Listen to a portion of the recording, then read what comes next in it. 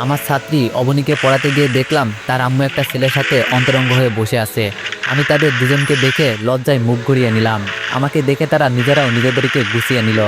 আসলে মানুষের আসল চেহারাটা বোঝা যায় না। অবনীর মা যে এরকম একটা খারাপ কাজ করতে পারে এটা কখনো আমার ভাবনায় আসেনি। তবে চাহিদার প্রয়োজনে মানুষ অনেক জঘন্য কাজও করে থাকে। নিজের থেকে বয়সে অনেক ছোট ছেলের সাথেও মানুষ প্রেমের সম্পর্ক গড়ে তুলতে পারে, সেটা আমি আজ বুঝলাম। আমি কিছু বলার আগেই অবনীর মা আমাকে বলল, অবনী তো এখনও স্কুল থেকে ফেরেনি, আর আজ তুমি এত আগেই পড়াতে আসবে সেটা বলবে না? তখন আমি বললাম, আজ মাসের শেষ তারিখ, তাই একটু আগেই পড়াতে এসেছি, টাকাটাও দরকার ছিল। তখন অবনীর মা বলল, আচ্ছা ঠিক আছে, তুমি বসো, আমি টাকা নিয়ে আসছি। কিছুক্ষণ পর অবনীর মা এসে আমার হাতে 10,000 টাকা দিয়ে বলল, ও হচ্ছে আমার খালাতো ভাই সুজন, অবনীকে ওর কথা বলার দরকার নেই, তোমাকে অগ্রিম মাসে টাকাটাও দিয়ে দিলাম।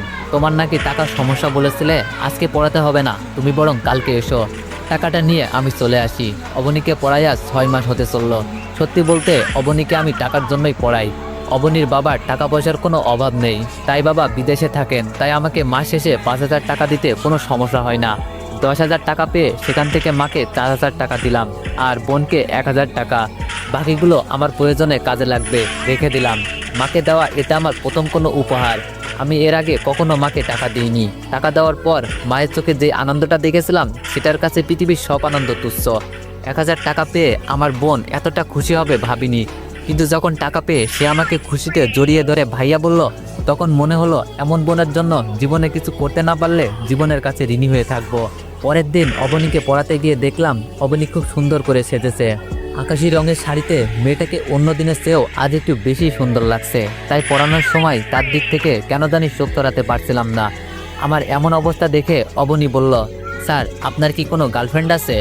নিজের ছাত্রীর মুখে এমন প্রশ্ন শুনে কিছুটা আইনজীবী ফিল করলাম। তারপরেও ধমকে সুরে বললাম, এসব কি প্রশ্ন অবনী? আমার গার্লফ্রেন্ড দিয়ে তুমি কি করবে?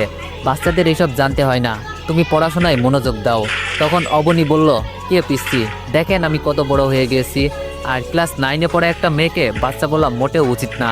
আমার এক বান্ধবীর বিয়ে হয়েছে, বাচ্চার মাও হয়ে গেছে, আর আপনি আমাকে বাচ্চা বলছেন? অবনীর কথাই ঠিক, অবনীকে আজ মোটেও বাচ্চা বাচ্চা লাগছে না, বড়ই মনে হচ্ছে। শাড়ি পরলে ছোট মেয়েদেরকেও অনেক বড় মনে হয়, অবনীকেও আজ বড়দের মতোই মনে হচ্ছে। আমি অবনীর কথা এড়িয়ে যাওয়ার চেষ্টা করলেও পারলাম না। অবনী আবার জিজ্ঞেস করলো, স্যার আপনি কিন্তু বললেন না আপনার কোনো গার্লফ্রেন্ড আছে নাকি? তখন বাধ্য হয়ে বললাম, ছিল এক সময়, তবে এখন নেই। এবার খুশি তুমি? তোমার প্রশ্নের উত্তর খুঁজে পেয়েছো। তখন অবনীর চোখে মুখে অনেক আনন্দ দেখতে পেলাম। আমার গার্লফ্রেন্ড নেই শুনে অবনী এতটা খুশি হলো কেন বুঝতে পারলাম না। প্রায় 6 মাস পর হঠাৎ করে জানতে পারলাম অবনীর মা প্রেগনেন্ট। এমন অবস্থায় সব জায়গায় জানাজানি হয়ে